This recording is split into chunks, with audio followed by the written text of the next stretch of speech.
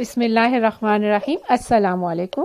آج کی ویڈیو تمام عازمین حج جو انتظار میں بیٹھے ہیں ان کے لیے انتہائی اہم ہے۔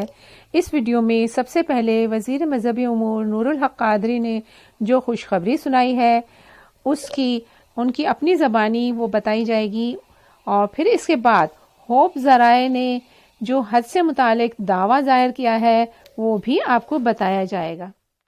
وزیر برائے مذہبی امور جناب نور الحق قادری صاحب نے خوشخبری سنا دی۔ ان کا کہنا ہے کہ اس سال حج مکمل SOPs کے ساتھ محدود ہوگا، مگر اس سال تمام اسلامی ممالک کو نمائندگی ملے گی۔ سعودی وزارت حج کے ساتھ مکمل رابطے میں ہے۔ وزارت برائے مذہبی امور نے حج کے حوالے سے تمام انتظامات مکمل کر لیے ہیں۔ عازمین حج کے لیے تاریخ اور تعداد کا اعلان آئندہ ہفتے متوقع ہے۔ تو آئیے سب سے پہلے جناب نور الحق قادری صاحب کی اپنی زبانی یہ خوشخبری سن لیتے ہیں۔ اس کے بعد ہوپ ذرائع کا جو دعویٰ ہے کہ سعودی SOPs کے مطابق صرف پاکستان کا پرائیویٹ سیکٹر ہی حج آپریشن مکمل کروا سکتا ہے، اس کے بارے میں بھی دیکھ لیتے ہیں۔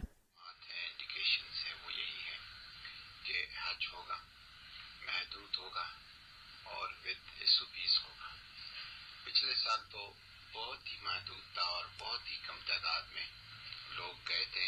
اس دفعہ شاید اس سے تھوڑا سا زیادہ، اور تمام اسلامی دنیا کی سعودی عرب میں جو لوگ ہیں وہ بھی، اور جو باہر دنیا سے بھی لوگ اس میں آئیں گے۔ تمام ممالک کو نمائندگی دی جائے گی۔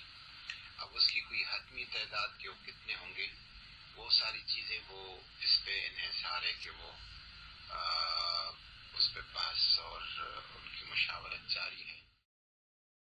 روزنامہ پاکستان کے مطابق پاکستان کو سعودی عرب کی طرف سے کوٹا ملتا ہے تو سرکاری سطح پر اتنا مہنگا اور مشکل مراحل پر مشتمل حج ممکن نہیں ہوگا۔ سعودی SOPs کے مطابق صرف پاکستان کا پرائیویٹ سیکٹر ہی حج آپریشن مکمل کروا سکتا ہے، یہ ہوپ ذرائع کا دعویٰ ہے۔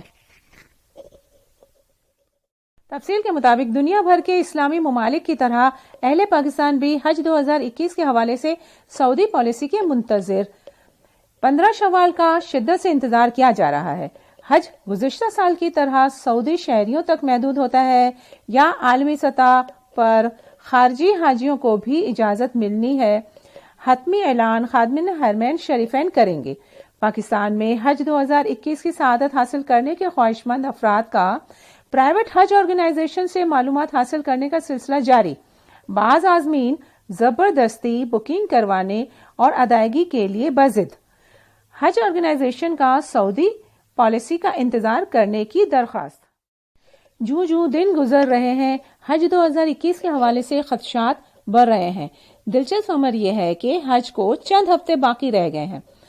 اب تک سعودی وزارت حج اور حج سے متعلقہ ادارے بھی لا علم ہیں۔ ابھی تک سعودی وزارت حج نے کسی ملک کے ساتھ حج 2021 کا MOU سائن نہیں کیا۔